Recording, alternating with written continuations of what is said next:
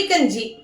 அதாவது எங்களுக்கு நாங்க சின்ன பிள்ளையா இருக்கும்போது, குழந்தைங்களா இருக்கும்போது நம்ம எல்லாருக்குமே ஃபீவர் வர்றது சகஜம் தானே. என்னால டப்பிக்கே கொடுக்க முடியலங்க. பக்கத்துல ஃபுல்லா ரோடு இருக்குங்கிறதுனால பஸ் கார் போற சவுண்ட் எல்லாம் இதுல கேக்குது. கொஞ்சம் அட்ஜஸ்ட் பண்ணிக்கோங்க. நமக்கு எங்களுக்கு சின்ன பிள்ளைல ஃபீவரா இருக்கும்போது ஒரு 3 நாள் 4 நாள் ஜுரமா இருந்துச்சுன்னா நம்மளால சாப்பிடவே மாட்டோம். கஞ்சி மட்டும் தான் குடிக்கணும் அப்படின்னு சொல்லுவாங்க. வாயெல்லாம் ரொம்ப கசந்து போயிருக்கும்.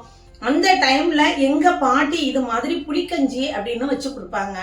அவ்வளவு ஒரு சூப்பரா இருக்கும். நொய்யில செய்வாங்க. நல்லா புளியெல்லாம் ஊத்தி அவ்வளவு ஒரு டக்கரா இருக்கும். அந்த டைம்ல நமக்கு வாய் கசந்து போன வாய்க்கு இத சாப்பிடும்போது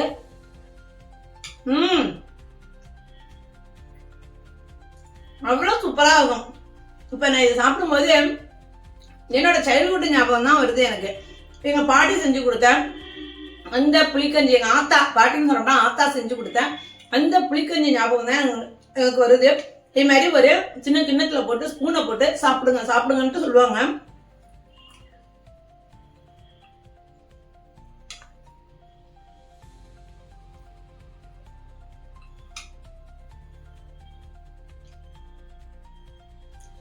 சைடிஷ்லாம் எதுவுமே தேவையில்லைங்க. இல்ல புளிப்பு காரம் எல்லாமே இருக்கு. அவ்வளவு அருமையா இருக்கும். வாய்க்கு அப்படியே இதமா இருக்கும்.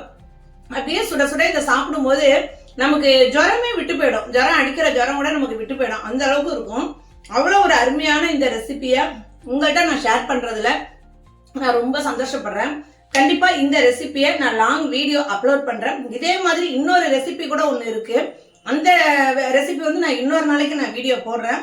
பட் இந்த புளிக்கஞ்சி ரெசிபி லாங் வீடியோ கண்டிப்பா மிஸ் பண்ணாம பாருங்க. உங்க எல்லாருக்குமே பிடிக்கும். இந்த மாதிரி உங்களுக்கு யாருக்காவது ஏதாவது ஃபீவர், ஏதாவது உடல்நலம் குறைவா இருந்துச்சு அப்படின்னா அந்த மாதிரி டைம்ல இந்த கஞ்சி எடுத்துக்கோங்க. அந்த டயத்துலதான் கஞ்சி எடுத்துக்கணுங்கிற அவசியமும் கிடையாது. எப்ப வேணாலும் இது மாதிரி கஞ்சிய நீங்க சாப்பிடுங்க. செஞ்சு சாப்பிட்டு பாருங்க. எப்படி இருக்குன்னு நீங்களே சொல்லுவீங்க. அசந்து போயிடுவீங்க.